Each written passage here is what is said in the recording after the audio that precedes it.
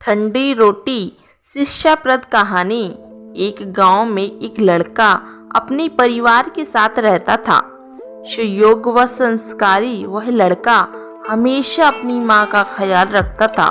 बस एक बात थी जो उस लड़के में सबसे बुरी थी, वह यह कि वह कुछ कमाता धमाता नहीं था।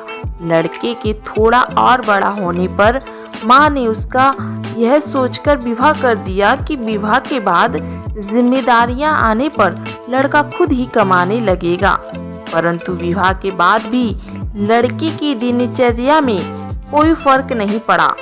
अब भी लड़का दिन भर बस घर में पड़ा रहता। माँ जब भी लड़के को रोटी परोसती थी तब वह यही कहती थी, बेटा ठंडी रोटी खा लो।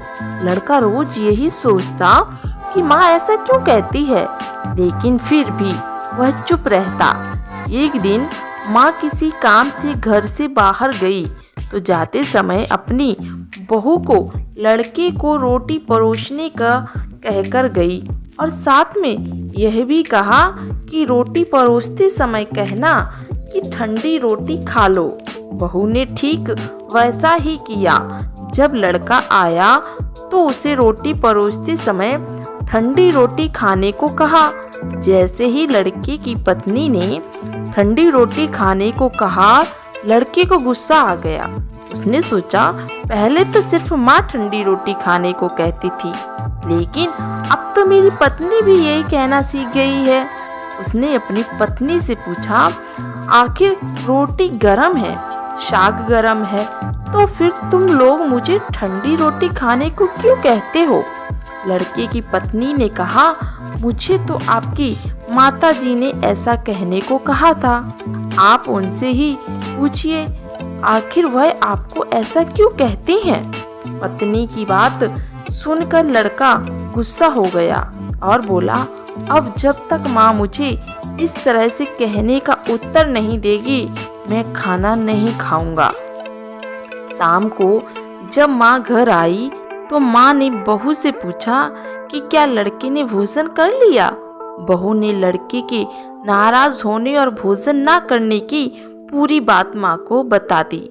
थोड़ी देर बाद लड़के ने माँ से पूछा, माँ पहले तो सिर्फ तू मुझे ठंडी रोटी खाने को कहती थी, लेकिन मैं तेरी बातों का बुरा नहीं मानता था, लेकिन अब तो मेरी पत्नी ने भी मुझे यही कहने कहा। आखिर तुम सब मुझे गर्म रोटी को ठंडी रोटी खाने को क्यों कहते हो? माँ ने लड़के को पूछा, बेटा ठंडी रोटी किसे कहते हैं? लड़के ने कहा, सुबह या कल की बनाई हुई रोटी ठंडी रोटी होती है।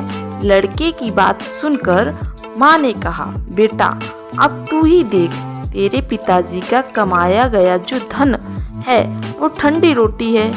गरम ताज़ी रोटी तो तब होगी जब तू कमा कर लाएगा। माँ की बात सुनकर लड़का माँ की बात समझ गया और बोला, माँ अब मैं समझ गया हूँ कि जो व्यक्ति खुद धन कमाने के लायक नहीं होता उसका कहीं भी सम्मान नहीं होता। आज से मैं खुद कमा कर खाऊंगा और पूरे परिवार को ताज़ी रोटियां खिलाऊंगा। तो इस कहानी से हमें यह शिक्षा मिलती है कि विवाह होने के बाद ठंडी रोटी नहीं खानी चाहिए, अपने कमाए हुए धन से रोटी खाना चाहिए। अब आप ही सोचिए, भगवान राम के वनवास के दौरान जब रावण माँ सीता को छल से ले गया, किसी भी रामायण में यह नहीं लिखा हुआ है कि भगवान राम ने अपने भाई भरत को यह समाचार दिया हो कि भरत, रावण मेरी पत्नी को छल पूर्वक ले गया, तुम आकर मेरी सहायता करो। क्योंकि मर्यादा पुरुषोत्तम राम यह समझते थे कि विवाह किया है तो अपनी स्त्री की रक्षा करना, अपने कर्तव्य का पालन करना उनका धर्म है। उन्होंने अपनी भुजाओं के बल से पहले सुग्रीव की सहायता की, उसके बाद सुग्रीव से सहायता मांगकर माँ सीता की रक्षा की।